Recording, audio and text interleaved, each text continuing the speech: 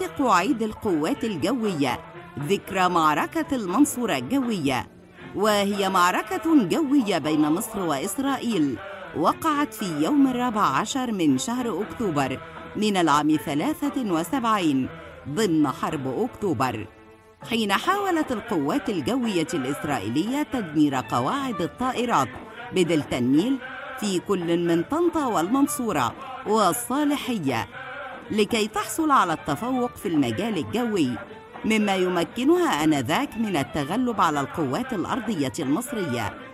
ولكن تصدت لها الطائرات المصرية، وكان أكبر تصد لها في يوم 14 من شهر أكتوبر من العام 73 بمدينة المنصورة في أكبر معركة جوية بعد الحرب العالمية الثانية، حيث أصبح ذلك اليوم العيد السنوي للقوات الجوية المصرية. أطلقت إسرائيل غارة كبيرة الحجم تتكون من 165 طائرة مقاتلة من نوع F4 فانتوم الثانية لتدمير قاعدة المنصورة الجوية، واستمرت المعركة 53 دقيقة استناداً إلى المصادر المصرية، حيث اشتبكت في تلك المعركة 180 طائرة مقاتلة في آن واحد، 60 منها مصرية و120 تابعة لإسرائيل. وفي الساعة 10 مساء بتوقيت القاهرة المحلي من نفس اليوم، أذاع راديو القاهرة البلاغ رقم 39 والذي جاء فيه: دارت اليوم عدة معارك جوية بين قواتنا الجوية وطائرات العدو، والتي حاولت مهاجمة قواتنا ومطاراتنا، وكان أعنفها المعركة التي دارت بعد ظهر اليوم فوق شمال الدلتا، وقد دمرت خلالها للعدو 15 طائرة وأصيب لنا 3 طائرات.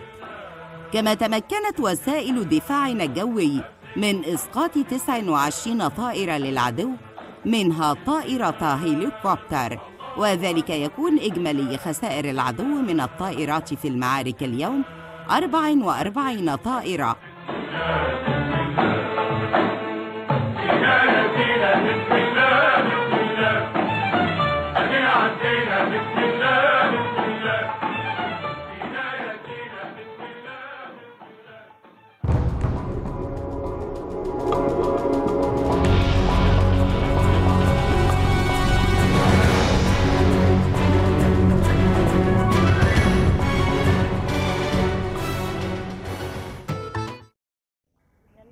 ده تقرير عن عيد القوات الجوية زي ما كانت نجلة بتقول. ودلوقتي هنروح لإهداء جالنا من الشؤون المعنوية في القوات المسلحة فيلم تسجيلي عن القوات الجوية المصرية. القوات الجوية يعني قطاع رئيسي من قطاعات القوات المسلحة اللي قدرت بالفعل يعني تحول الهزيمة إلى انتصار من البداية، من الساعة 2:05 مع الانطلاقة الأولى لحرب أكتوبر المجيدة. شهدنا الملحمة البطولية اللي بدأتها القوات الجوية لتحقيق هذا النصر العظيم. والحقيقة يعني مع كل المقاييس اللي كانت موجودة في الوقت الخاص بحرب 73 ما كانش حد ممكن ان هو يتوقع الضربة الجوية اللي بالفعل أحدثت شلل في العدو. تحية لكل رجال القوات المسلحة وتحية خاصة لكل رجال القوات الجوية في عيد القوات الجوية. بنسيب حضراتكم مع متابعة هذا الفيلم التسجيلي زي ما قال ياسر، وهو إهداء من الشؤون المعنوية. وكده بيكون خلص لقائنا معاكم كمان النهاردة في 10 الصبح، لكن بكرة بإذن الله هيكون في فريق عمل جديد، ونشوفكم دايما على ألف خير.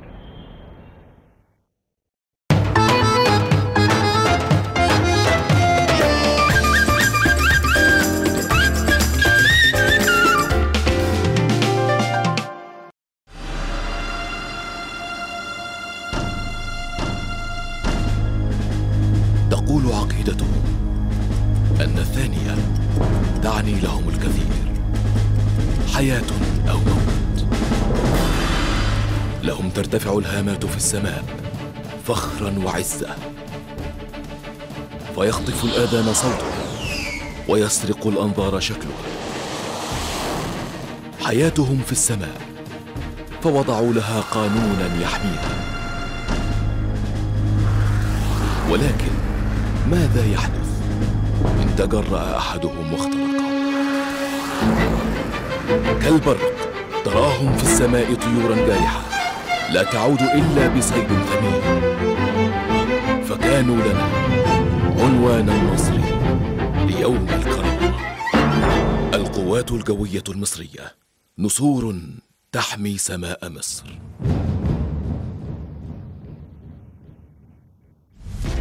إن القوات الجوية المصرية هي درع سماء الوطن الغالي، سجل لها التاريخ أنها رمز من رموز البسالة والفداء، وأثبتت للعالم خلال حرب 6 أكتوبر قدرتها على مجابهة أي عدو طامع بعزم رجالها الأوفياء وقوة الأداء والإرادة والتصميم على النصر، وأنها ستظل دوما العين الساهرة التي تحمي سماء الوطن سلما وحربا.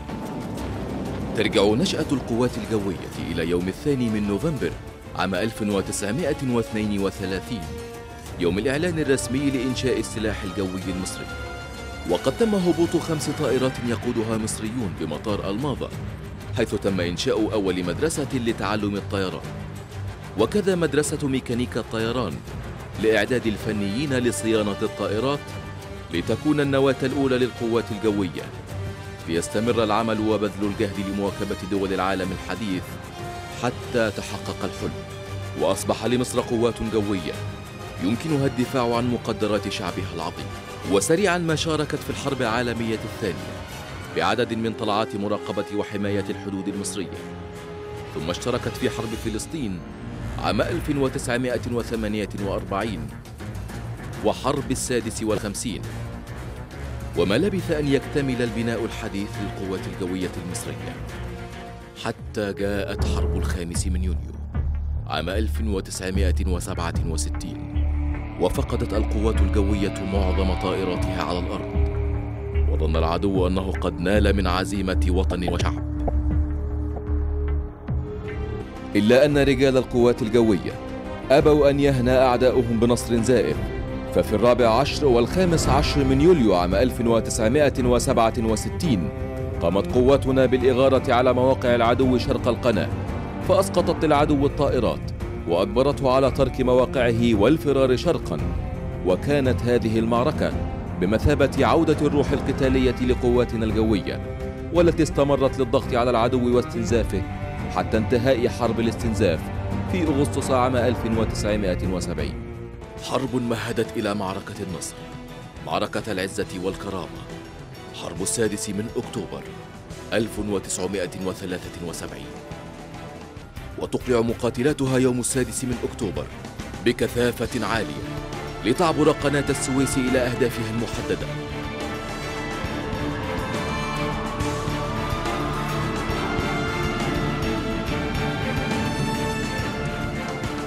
لتدمر بدقة وكفاءة عالية مواقع العدو الحصينة ومراكز قياداته،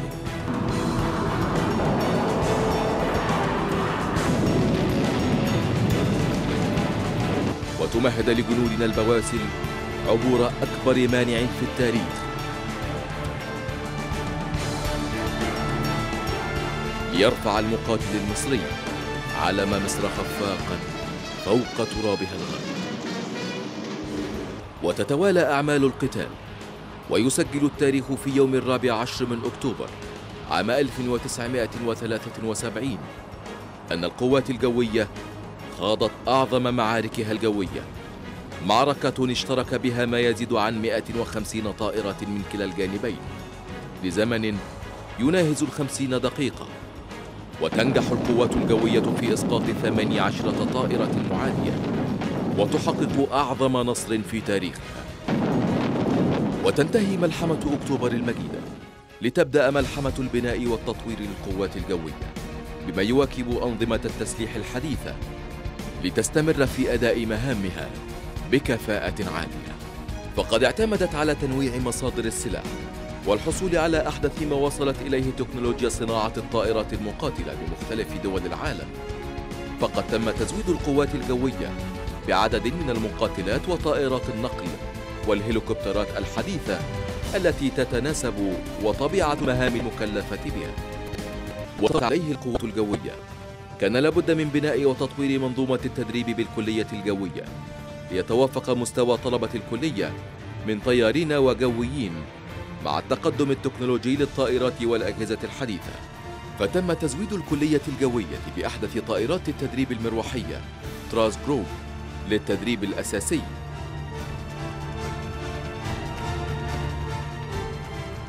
والطائرة K8 النفاثة للتدريب المتقدم، والمزودتان بأحدث الأجهزة الملاحية وأنظمة التسليح المتطورة لتدريب الطلبة. وتستمر أعمال التدريب لطياري القوات الجوية فور تخرجهم من الكلية من خلال وحدات التدريب على القتال وفق قواعد التدريب العالمية كمدرسة التدريب على القتال. كما تشترك القوات الجوية في العديد من التدريبات المشتركة مع الدول الصديقة والشقيقة لصقل مهارة الطيار المصري، علاوة على مستويات التأهيل الخارجي بالعديد من دول العالم للطيارين والجويين والفنيين من الضباط وضباط الصف، الأمر الذي يمكنهم من التعامل مع الطائرات والمعدات بثقة وكفاءة فنية عالية. وتحرص القوات الجوية على تنفيذ البيانات العملية كل عام، ويعتبر البيان العملي هو أرقى مستويات التدريب القتالي، وتنفذ تلك البيانات نهاراً وليلاً في تعاون وثيق بين أسلحة الجو المختلفة وباستخدام الذخائر الحية لتثبت القوات الجوية أنها قادرة على تنفيذ جميع المهام العملياتية باحترافية في جميع الأوقات وتحت أي ظروف.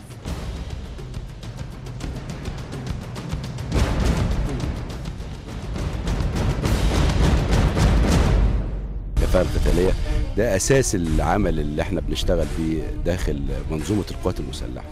فيما يخص القوات الجوية طبعا عناصر الكفاءة القتالية واحدة في جميع الأسلحة، اللي هي إذا كانت من استعداد قتالي، تدريب قتالي، حالة فنية، حالة إدارية، انضباط عسكري، وروح معنوية. كل العناصر دي جوهرها اللي هو الفرد، والفرد عندنا النهاردة اللي هو ضابط القوات المسلحة، إذا كان في الكلية الجوية أو في جميع الكليات العسكرية. هذا فضلاً عن تنفيذ عمليات الإبرار والإسقاط التي تنفذها القوات الخاصة من وحدات الصاعقة والمظلات خلال المشروعات والبيانات العملية. ولصقل المعرفة العسكرية والسياسية على المستويات المختلفة ينضم المتميزون من الضباط إلى كلية القادة والأركان وأكاديمية ناصر العسكرية العليا. وفي مجال القيادة والسيطرة تمتلك القوات الجوية أرقى وأحدث مراكز القيادة والسيطرة، وتحرص دائما على تطويرها وتزويدها بأحدث أنظمة لتبادل المعلومات. وقد تم إدخال منظومة القيادة والسيطرة الآلية بالقوات الجوية التي يديرها رجال يمتلكون أعلى المهارات والدرجات العلمية في تشغيل وصيانة الحواسب الآلية للمحافظة على أقصى درجات الاستعداد القتالي، وللمحافظة على كفاءة معدات أسلحة الجو الحديثة والمتعددة بما فيها من أجهزة وتقنية حديثة. تمتلك القوات الجوية منظومة للتأمين الفني الشامل تضارع بإمكانياتها أرقى دول العالم. فمن داخل ورش الطائرات ومعامل الاختبار الحديثة يتم إجراء أدق عمليات الصيانة والتي تصل لمستوى العمرات الكاملة والتحديث للطائرات ومعدات التسليح بأيدي فنيين ومهندسين مصريين شهد لهم العدو قبل الصديق بالمهارة والدقة في الأداء، مما يحقق وفراً بميزانية الدولة ويحافظ على أعلى درجات استعداد قتالي لمعداتها.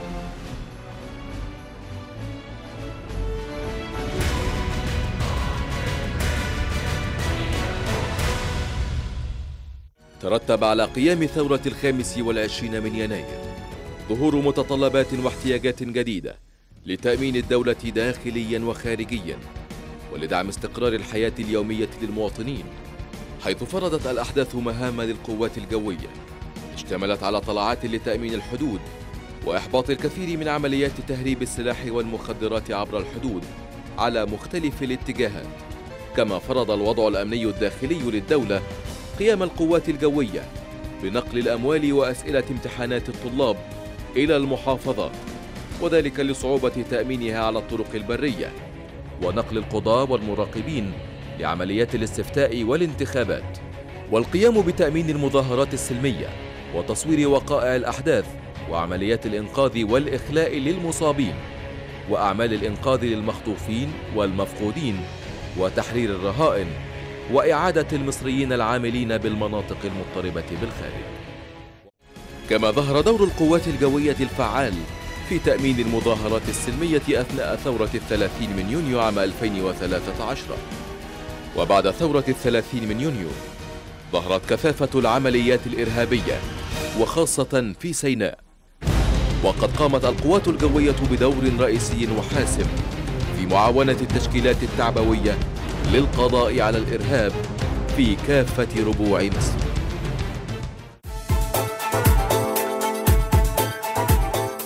كما تشارك القوات الجوية المصرية شعب مصر العظيم آماله وطموحاته في بناء مستقبل زاهر نحيا جميعا في رحابه، في احتفالية مصر بحفر قناة السويس الجديدة لتكون شريانا حيويا لمصر والعالم أجمع، يفخر بها كل مصري ومصرية، وينظر لنا الجميع بعين الاحترام والتقدير، فلن يبني مصر إلا سواعد أبنائها المخلصين، ولن تتحقق الآمال والطموحات دون التضحيات.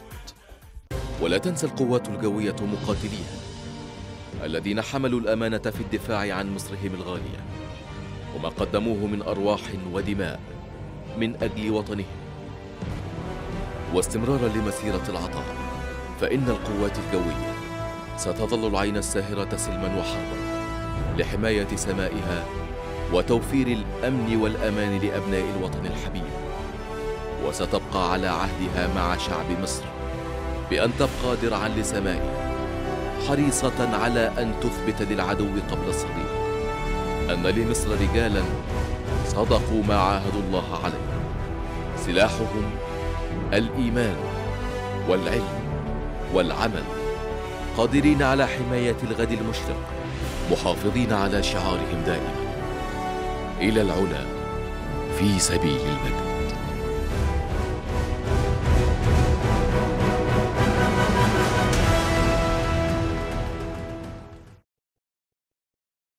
Thank you.